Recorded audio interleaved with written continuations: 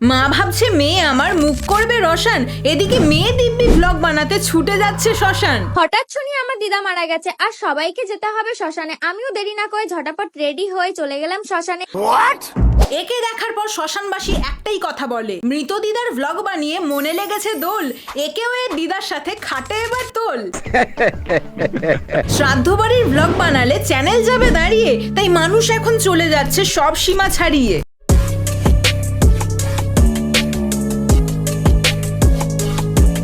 So welcome back to my channel, Amazing Ri.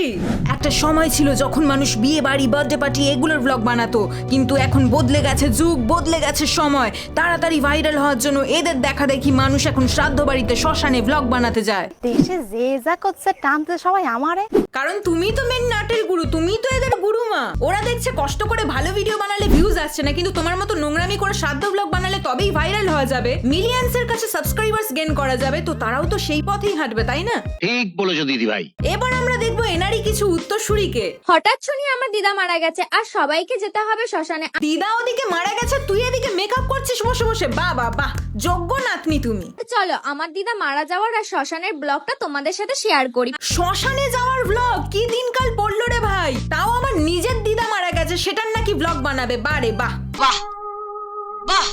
আর শ্মশানে গিয়ে কি কি হয় তো চলো পুরো ভিডিওটা দেখতে থাকো, সবটাই শেয়ার করব তোমাদের সাথে। শ্মশানে কি হয় সেটা আমরা সবাই জানি, শ্মশানটা ব্লগ বানানো বা ঘুরে বেড়ানোর জায়গা নয় গো মামনি। শ্মশানে মৃতদেহ পোড়ানো হয়, কিন্তু তোর তো মনুষ্যত্বই পুড়ে গেছে, তোকে আর কি বোঝাবো। আমি ভেবেই পাচ্ছিলাম না কোন ড্রেসটা পরবো। ছেড়ে বস্তা পড়ে যা, ওটাই তোর জন্য ঠিক আছে। দিদা মারা গেছে সেই খবর পেয়ে কান্নায় ভেঙে পড়া তো দূরে যাক, উল্টে ভাবছে কোন ড্রেসটা পরবে। তুই কোন গ্রহের এলিয়েন রে ভাই? তারপরে আমি ভাবলাম যে আমার তো একটা সুন্দর ড্রেস আছে। কথা বলতে বলতে এরকম ব্যাঙাচির মতো লাফাচ্ছে কেন? একে দেখে মনে হচ্ছে দিদার মৃত্যুর খবর শুনে বিশাল খুশি হয়েছে, বিশাল। শকুন যেমন ভাগাড়ে গরু মরলে বিশাল খুশি হয়, এর চোখে মুখে আমি সেই খুশিটাই দেখতে পাচ্ছি। শকুনের মতো ওত পেতে বসেছিল কবে কেউ মরবে আর ও সেটার ব্লগ বানাবে। চক্রান্ত, এই সব তোমাদের চক্রান্ত। আমি ভাবতেই পারিনি আমার দিদা আমাকে ছেড়ে চলে যাবে। একদম ভাবতে পারোনি, তাই না? আমরাও ভাবতে পারিনি কেউ নিজের দিদার মরার ব্লগ এরকম নেচে নেচে বানাতে পারে। আমার এইটা ভেবে খুবই খারাপ লাগছে যে আমার দিদা আমাকে ছেড়ে চলে গেছে এই দুনিয়া ছেড়ে। এতটাই খারাপ লাগছে দিদার মরার খবর শুনে আগে মেকআপ করতে বসেছে। এতটাই কষ্ট পাচ্ছে, চোখে মুখে পুরো কষ্টের ছাপ বোঝা যাচ্ছে। এরকম কষ্ট চোখে দেখা যাচ্ছে না গাইস।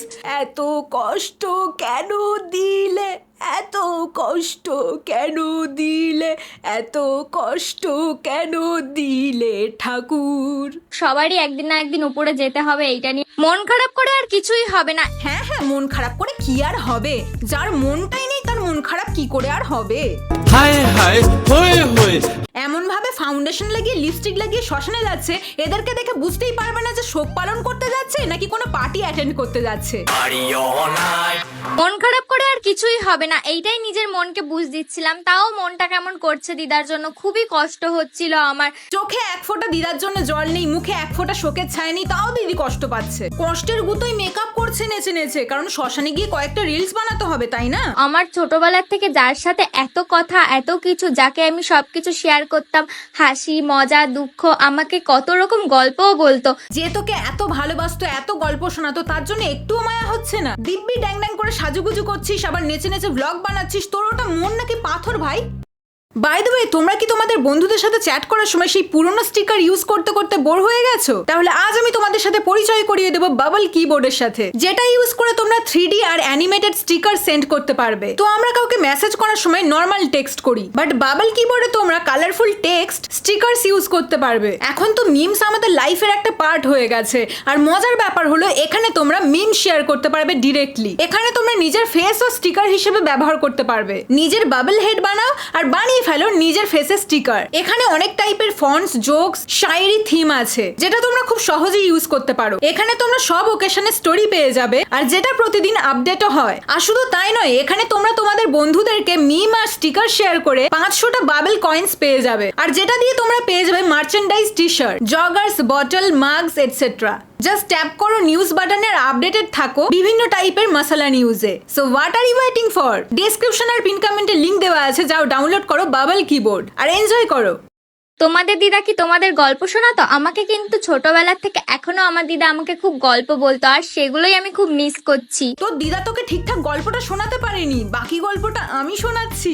তুই কি জানিস তুই যে এই সমস্ত ভুলভাল ব্লগ বানাচ্ছিস এর জন্য তোকে নরকে গরম তেলে ভাজা হবে। তখন চিৎকার করে বলবি, না আমি ভুল করেছি, ব্লগ বানিয়ে আর কোনোদিন করব না গো।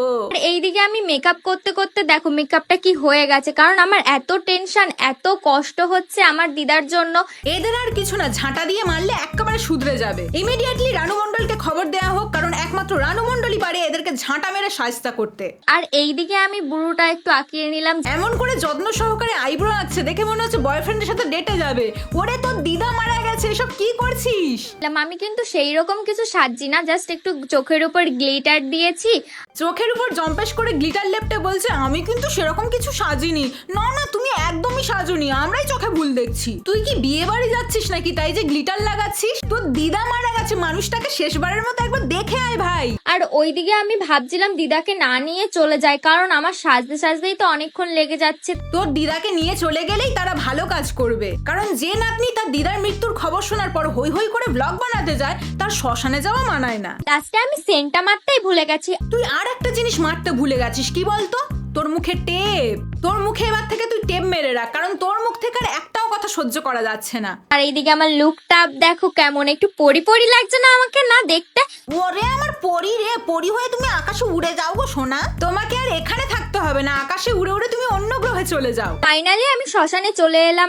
এই কিংভূত মামদভূত কে কোথায় আছিস? তাড়াতাড়ি আয়, শিগগিরই এটার ঘাড়ে চাপ। এটাকে এমন শায়েস্তা করে যেন শ্মশানে যাওয়ার নাম না করে কোনোদিন। এই তো গেল শ্রাদ্ধ ব্লগ আর শ্মশান ব্লগ, এবার শুরু হয়েছে হসপিটাল ব্লগ। দাদু হসপিটালে মৃত্যুর সাথে লড়াই করছে, তাই ভাবলাম একবার শেষবারের মতো দেখে আসি। যাস না, ওরে যাস না, দাদু ঠিক বেঁচে যাবে। বরং তোর এই নাচন কোদন দেখলে সে আর বেশিক্ষণ বাঁচবে বলে মনে হয় না। আসলে বেশ কিছুদিন ধরে দাদু অসুস্থ থাকায় দাদুকে হসপিটালে ভর্তি করতে হয়েছে। এবার তোকেও হসপিটালে ভর্তি করা উচিত। তোর মাথার খুলি অপারেশন করে দেখা উচিত ভেতরে কি আছে। মানে কোনো সুস্থ মস্তিষ্কের মানুষ তো এই রকম টাইপের ব্লগ বানায় না, তাই বলছি আর কি। আর আজকে হঠাৎ করে খবর এসেছে দাদুর অবস্থা নাকি খুবই খারাপ। দাদুর অবস্থা খুবই খারাপ, কিন্তু নাতনির সেটা শুনে একটুও খারাপ লাগছে না। দেখে মনে হচ্ছে আনন্দে আত্মহারা। হায় হায় হয়ে হয়ে আমি জাস্ট ভাবছি এর দাদু যদি এর এই ব্লগটা দেখে তখন তার অবস্থাটা কি হবে।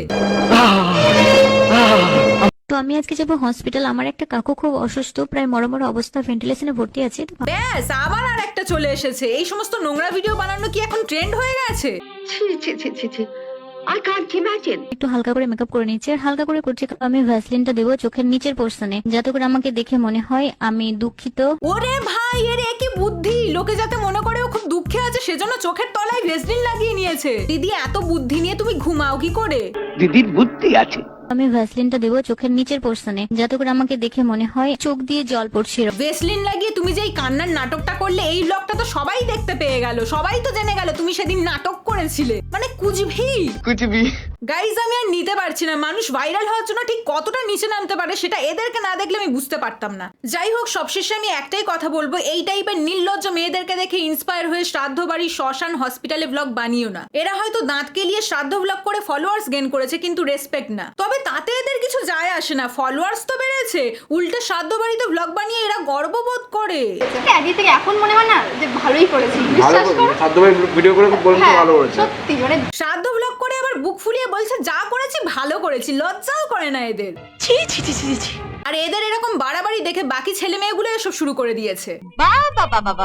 তো গাইজ, আজকের ভিডিও আমি এখানেই শেষ করছি। এর ভিডিওটা ভালো লাগলে বেশি বেশি করে লাইক করে, দেখা হচ্ছে নেক্সট ভিডিওতে।